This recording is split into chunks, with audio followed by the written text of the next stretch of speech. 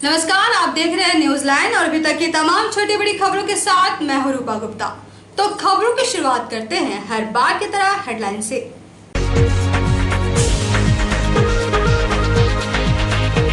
अवैध शराब कारोबार मामले में फरार शिवम आजाद को पुलिस ने किया गिरफ्तार, भेजा गया जेल। साइबर अपराधियों को पकड़ने के लिए पुलिस ने मुहिम की तेज, तीसरे दिन 5 साइबर अपराधी को किया गिरफ्तार। 28 वर्षों के लंबे अंतराल के बाद बाबरी मस्जिद विध्वंस मामले पर आया फैसला, सभी आरोपी बरी। बार एसोसिएशन के सचिव मेयर उपवेयर ने दी अपनी प्रतिक्रिया। और स्वच्छ सर्वेक्षण 2021 को लेकर आयोजित हुई ऑनलाइन कार्यशाला। 2021 के सर्वेक्षण में गिरिडीह को 3 स्टार में लाने की कही गई बात। और अब खबरें विस्तार से। फरार चल रहे अवैध शराब कारोबारी शिवम श्रीवास्तव को गिरिडीह पुलिस ने गिरफ्तार किया है। बताया गया कि शिवम श्रीवास्तव के खिलाफ शराब के अवैध कारोबार से 2 केस मुफस्सिल थाना में दर्ज है। फरार चल रहे अवैध शराब कारोबारी को गिरिडीह पुलिस ने धर दबोचा है। पूर्व वार्ड पार्षद सह भाजपा नेता शिवम श्रीवास्तव को गिरिडीह पुलिस ने मंगलवार देर रात को बगोदर थाना के इलाके से गिरफ्तार किया है। आरोपी की गिरफ्तारी की पुष्टि सदर एसडीपीओ कुमार गौरव ने भी की है। पुलिस सूत्रों के अनुसार आरोपी भाजपा नेता को पुलिस ने बगोदर थाना क्षेत्र से गिरफ्तार किया है। बताया जा रहा है कि आरोपी को दबोचने में मुफस्सिल थाना के एक दरोगा ने महत्वपूर्ण भूमिका निभाई है, जबकि मुफस्सिल थाना पुलिस ने आरोपी शिवम को मुफस्सिल थाना इलाके से गिरफ्तार करने का दावा कर रही है। जानकारी के अनुसार बगोदर इलाके से दबोचने के बाद पुलिस देर रात ही आरोपी को गिरिडीह ले आई और बुधवार को उसे जेल भेज दिया गया। बताया गया कि आरोपी शिवम के खिलाफ शराब के अवैध कारोबार के 2 केस मुफस्सिल थाना में दर्ज हैं, जिसमें एक केस बंद पड़े श्री राम स्टील फैक्ट्री में शराब की खेप रखना। वहीं हाल में ही इस आरोपी के खिलाफ अवैध शराब का स्टॉक रखने का भी मामला दर्ज है। दोनों मामलों में वाहनों के नंबर में फेरबदल कर अवैध शराब की खेप को बिहार भेजने की तैयारी थी। इस दौरान एसडीपीओ कुमार गौरव को मिली गुप्त सूचना के आधार पर शराब के स्टॉक को जब्त किया गया था। गिरिडीह पुलिस ने साइबर अपराधी को पकड़ने के लिए मुहिम तेज कर दी है। बुधवार को साइबर थाना पुलिस ने 2 अलग अलग मामलों में 5 शातिर अपराधियों को गिरफ्तार किया है। देश में साइबर अपराध के मामले लगातार बढ़ते जा रहे हैं। जब भी देश के किसी कोने में कोई साइबर अपराध या ठगी होती है तो पुलिस के रडार पर होता है गिरिडीह का इलाका। बुधवार को भी गिरिडीह के साइबर पुलिस ने 2 अलग अलग मामले में 5 साइबर अपराधी को गिरफ्तार किया है। पुलिस ने गिरफ्तार सभी अपराधियों को जेल भेज दिया है। जेल भेजे गए अपराधियों में अहिल्यापुर थाना की चामलिट्टी और घोसको गांव निवासी पप्पू मंडल व परमेश्वर मंडल के अलावा देवघर की मरगोमुंडा गांव निवासी रोहित पंडित शामिल है। पुलिस इन अपराधियों के पास से स्मार्टफोन के अलावा फर्जी सिम कार्ड, पासबुक और एटीएम कार्ड भी बरामद किया है। बताया जाता है कि बिंगाबाद के सोनबाद गांव निवासी परमेश्वर मंडल पिछले कई दिनों से पूरे गिरोह का संचालन कर रहा था। पुलिस ने इन अपराधियों को बुधवार की सुबह गुप्त सूचना के आधार पर अहिल्यापुर थाना क्षेत्र के पंडरिया मैदान के पास से गिरफ्तार किया है। गिरफ्तार अपराधी परमेश्वर मंडल पहले से साइबर अपराध के 2 गंभीर मामलों में फरार चल रहा था। हालांकि कार्रवाई में परमेश्वर मंडल के आधा दर्जन मोबाइल को पुलिस ने जब्त कर लिया है। इस बीच मंगलवार की देर रात पुलिस ने बेंगाबाद थाना के फुसरोडी गांव के मंदिर के पास छापेमारी की। छापेमारी में पुलिस ने 2 साइबर अपराधियों को गिरफ्तार किया। गांव के एक फ्यूल्स पेट्रोल पंप में असामाजिक तत्वों ने मारपीट करते हुए पेट्रोल पंप को क्षतिग्रस्त कर दिया और तोड़फोड़ की घटना को अंजाम दिया। तोड़फोड़ की घटना से पंप संचालक को लाखों का नुकसान हुआ है। गांवा थाना क्षेत्र के गदर गांव स्थित सुहानी फ्यूल्स नामक पेट्रोल पंप में मंगलवार की देर रात कुछ असामाजिक तत्वों ने इंडियन ऑयल पेट्रोल पंप में तोड़फोड़ की, जिससे पेट्रोल पंप में लगी दोनों मशीनें खराब हो गई और संचालक को लाखों की क्षति हुई है। इसके साथ ही पेट्रोल पंप में रह रहे सुरक्षा कर्मियों के साथ मारपीट भी की गई।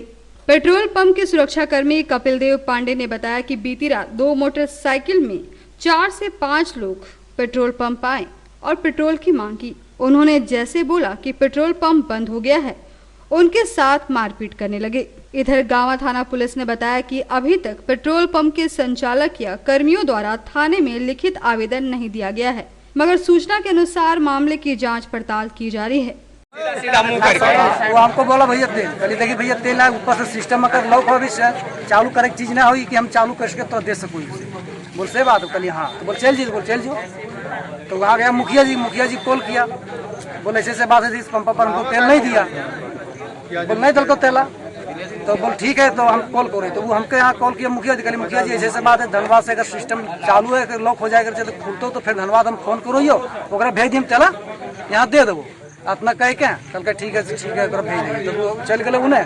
अगर बाद 10:30 11 पौने 11 बजे अले और इसे धम निकल के अगर बाद हमने तो थाना भी आप लोग फोन किए थे? थाना मुखिया जी फोन किया, मेरे पास नंबर नहीं था थाना का। गिरिडीह जिले में इन दिनों हाथियों ने आतंक मचा रखा है। मुफस्सिल क्षेत्र के महेशपुर में हाथी ने आतंक मचाते हुए एक व्यक्ति की जान ले ली। गिरिडीह मुफस्सिल थाना क्षेत्र के पहाड़पुर पंचायत अंतर्गत महेशपुर में बुधवार को अहले सुबह लगभग 5:15 बजे झुंड से बिछड़े एक हाथी ने 65 वर्षीय खुबलाल मंडल को कुचलकर मार डाला। वहीं जिले के ही बिरनी प्रखंड क्षेत्र के खिदवारा गांव में एक महिला को कुचलकर गंभीर रूप से जख्मी कर दिया है। घटना के संबंध में बताया जाता है कि खुबलाल मंडल अगले सुबह टहलने के लिए अपने घर से खेत की ओर जा रहे थे। घर से महज 150 गज की दूरी पर जंगली हाथी ने खुबलाल मंडल पर हमला बोलकर अपने चपेट में ले लिया और पैरों तले सर को दबाकर कुचल दिया। वहीं खुबलाल मंडल के साथ जा रहे कजर राय ने भागकर अपनी जान बचाई। महेशपुर में घटना को अंजाम देने के बाद हाथी बिरनी थाना क्षेत्र के खिदवारा पंचायत में प्रवेश कर पंचायत के खिदवारा में एक आदिवासी महिला देवकी हांसदा को चपेट में लेकर महिला के हाथ को कुचलकर घायल कर दिया। जख्मी महिला को इलाज के लिए सदर अस्पताल गिरिडीह भेजा गया है। बता दें कि 1 महीने के अंदर जंगली हाथी ने जिले में 2 लोगों की हत्या कर दी है। कुछ दिन पूर्व ही जिले के डुमरी प्रखंड क्षेत्र में भी एक महिला को हाथी ने कुचल दिया था। सूचना पाकर वन विभाग के अधिकारी वन क्षेत्र पदाधिकारी विश्वनाथ प्रसाद द्वारा घटना स्थल पर पहुंचकर शव का निरीक्षण करने के बाद मृतक के परिजन को तत्काल 25,000 मुआवजे के रूप में दिया गया।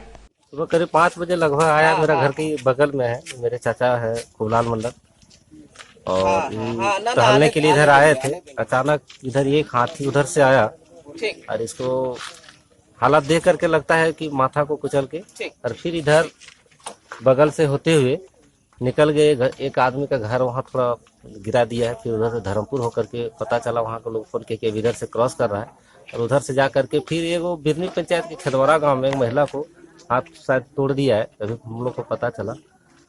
और यहाँ तो लोगों ने जो देखा है उन्होंने बताया कि एक ही हाथी था। एक आदमी मेरा गाँव का जो घबरा करके भाग करके बचा किसी तरह से, और एक ही हाथी था। बीबीसी रोड में बुधवार को डिवनी ग्लोबल ट्रस्ट के तहत एक कार्यक्रम का आयोजन किया गया। मौके पर महिलाओं को आत्मनिर्भर बनाने के लिए निःशुल्क प्रशिक्षण देने की शुरुआत की गई। डिवनी ग्लोबल ट्रस्ट के अंतर्गत बुधवार को बीबीसी रोड में एक कार्यक्रम का आयोजन किया गया, जिसके अंतर्गत कन्यादान योजना का शुभारंभ किया गया। साथ ही महिलाओं को आत्मनिर्भर बनाने के लिए निःशुल्क परीक्षण देने का कार्यक्रम की भी शुरुआत की गई। कार्यक्रम में मुख्य अतिथि के रूप में अधिवक्ता संघ के महासचिव चुन्नूकांत, समाज सेविका संजू देवी, पूर्णिमा देवी व संस्था के सचिव डोली तिवारी, विजय तिवारी, सुमन गुप्ता, अर्णव तिवारी, जूही, नूरजहां, रूबी, विक्रम शास्त्री मौजूद रहे।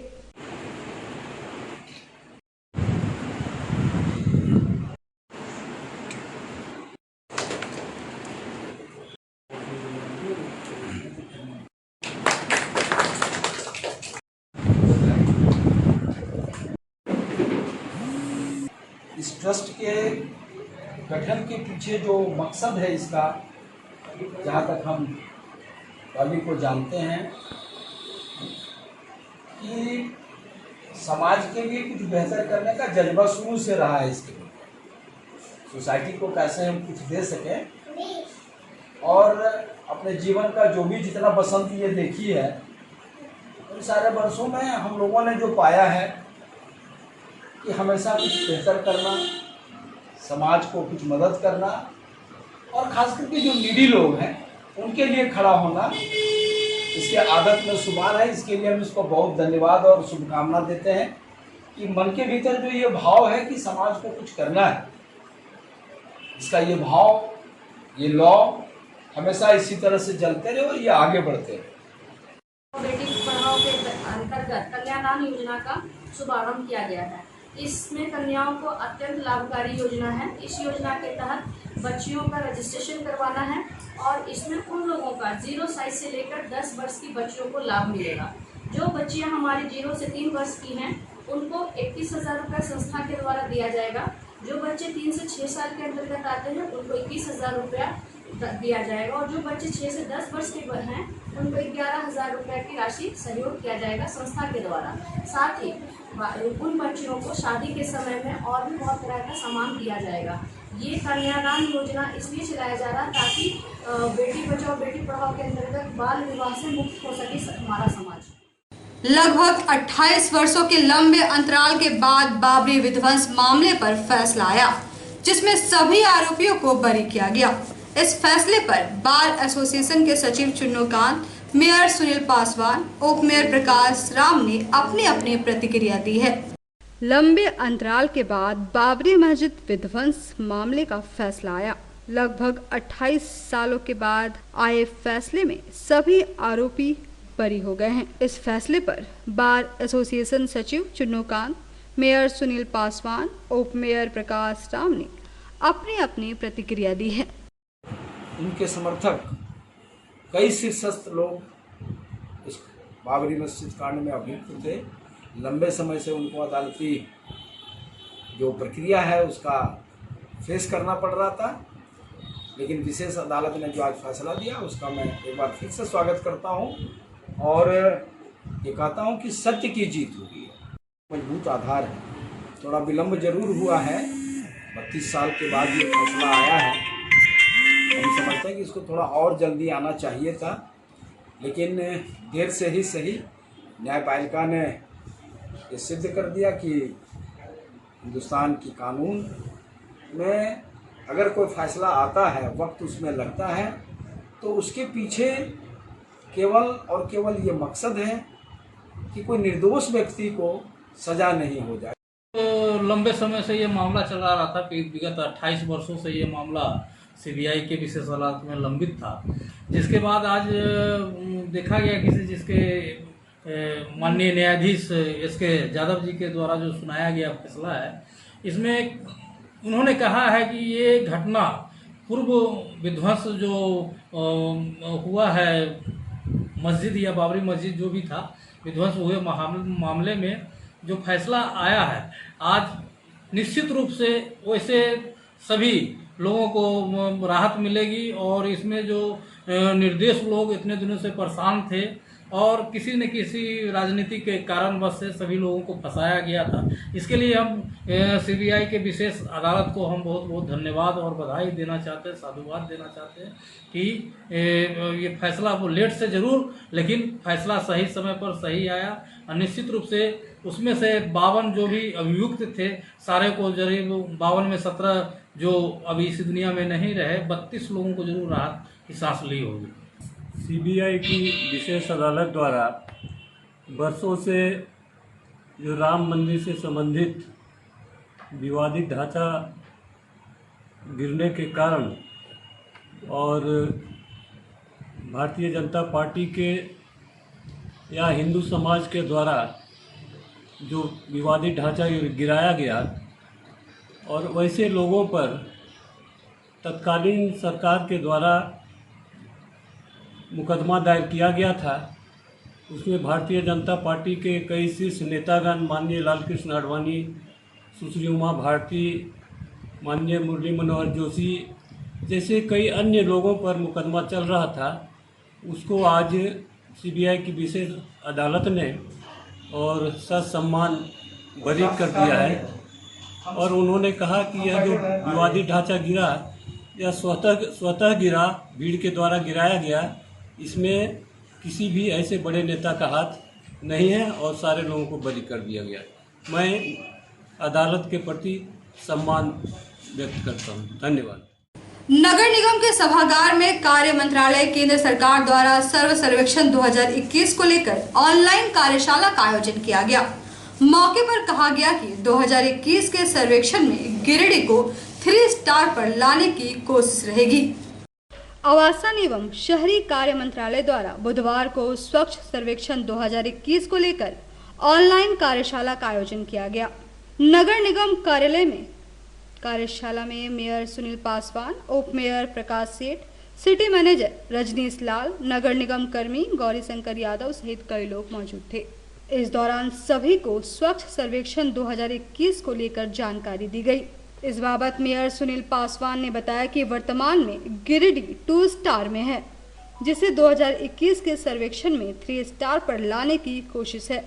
ऐसा है कि आज जो है आवासन एवं शहरी कार्य मंत्रालय भारत सरकार के द्वारा स्वच्छ सर्वेक्षण 2021 को लेकर के विषय पर ऑनलाइन कार्यशाला आयोजित किया गया, जो कि पिछले साल भी जमशेदपुर में हुआ था। और इस बार कोविड-19 को देखते हुए सारे यूएलबी में पूरे राज्य में वहीं से ही कार्यशाला आयोजित की गई है, जिसमें कि सारे यूएलबी में ही कार्यशाला प्रोजेक्टर के माध्यम से लगा करके सबको जानकारी कैसे हमारा शहर अधिक रैंकिंग लावे। अभी हमारा शहर गिरिडीह जो है 2 स्टार में है। इसको हम लोगों ने लाने के लिए 3 स्टार के लिए नामित किया है, आवेदन किया है, अप्लाई किया है। इसका कार्यशाला के माध्यम से, ऑनलाइन कार्यशाला के माध्यम से कि हमारा गिरिडीह 3 स्टार में आएगा। अभी पूरे देश में ऑल ओवर सब स्वच्छ सर्वेक्षण में 135वां स्थान हमारा गिरिडीह का है, तो काफ़ी पिछले साल की तुलना में काफ़ी सुधार हुई है और अच्छी स्थिति में है। अभी ठोस अपशिष्ट प्रबंधन सॉलिड वेस्ट मैनेजमेंट योजना का कार्य जो एजेंसी कर रही है आकांक्षा कंपनी, उसके द्वारा जो है 2017 से यहाँ काम चालू है और लगातार डोर टू डोर कचरा उठाने का काम कर रही है। डोर टू डोर कचरा उठा करके जो कचरा, गीला कचरा और सूखा कचरा जो भी आता है, उससे खाद बनाने की प्रक्रिया शुरू हो चुकी है। नगर निगम क्षेत्र की 28 नंबर भंडारीडीह के रहने वाली सोहरी देवी को अब तक आवास योजना का लाभ नहीं मिल पाया है। उन्होंने नगर निगम से आवास योजना दिलवाने के लिए गुहार लगाई है।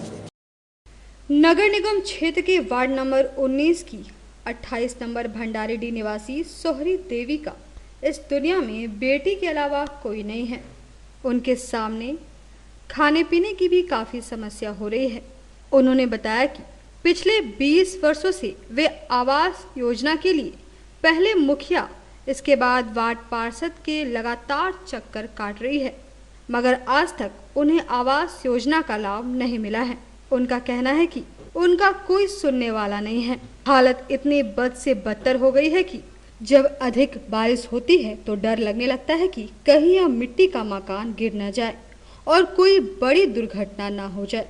लेकिन अब करे भी तो क्या, उनका कोई सुनने वाला नहीं है। उन्होंने नगर निगम से आवास योजना की मांग की है। मुखिया के तो बोलता है हाँ करेंगे, उसके बाद अब चुपचाप हो गया, नक रगड़ के मर गया है। बरसात में पानी खातिर ले तरस के पानी, कहाँ अनाज भी लाते हैं राशन वाला, वो भी भींज गया है। फूल पाक के आदमी मर रहा है, खाने पीने का ठिकाना दाना बिना मर रहे हैं। घर गिरी कहाँ से बनाएंगे सर? बाबू भैया के लोग तो आज कराइए घर गिरी, आप देख लीजिए। बैंक ऑफ इंडिया शाखा चतरों में बैंक स्टाफ द्वारा एक ग्राहक को फटकार लगाकर वापस भेजने की बात सामने आई है। पीड़ित का कहना है कि किसी ने उनकी बात नहीं सुनी। बैंक ऑफ इंडिया शाखा चतरों में बैंक स्टाफ के द्वारा एक ग्राहक को फटकार लगाकर वापस घर भेज दिया गया। इस संबंध में बहराडीह निवासी कुलदीप तिवारी ने बताया कि अपनी बेटी डोली कुमारी को लेकर वे राशि निकासी के लिए गए थे और 2 घंटे तक लाइन में खड़े रहे। जब उनकी बारी आई तो उन्हें बोला गया कि बच्ची की मां को लेकर आओ। जब मैं अपनी पत्नी को लेकर गया तो अंदर जाने से रोक दिया गया और मुझे फटकार लगाते हुए वापस भेज दिया गया। कितना देर से खड़ा थे आप? कब सर 2 बजे से आए हुए, लाइन में बच्चे को लगाए, तब जाके बोल रहे कि हम सोचे इनका पापा है, हम सोचे हमारे अधिकार से पैसे दे देंगे ये, तो हम कह रहे हैं कि जो ये लेके आइए, हम मम्मी को बुलाए। इतना तंग करते हैं ये लोग। 2 मिनट के लिए बच्चा का सर छोटा छोटा कोरोना के चक्कर में चल रहा, आदमी डिस्टेंस ऐसे ही रखने चाह रहा है। तो आज के इस बुलेटिन में बस इतना ही। हम फिर मिलेंगे अगले बुलेटिन में कुछ और खबरों को लेकर। तब तक ले दीजिए हमारी पूरी टीम को इजाजत। नमस्कार।